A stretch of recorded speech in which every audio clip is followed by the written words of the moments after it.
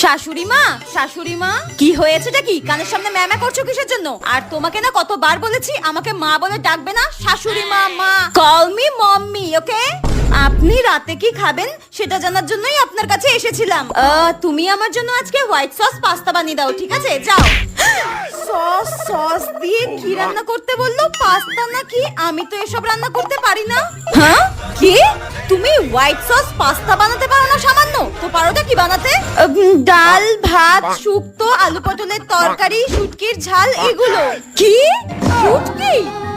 এই চৌধুরী বংশের বউ হওয়ার তুমি নখের যোগ্য না।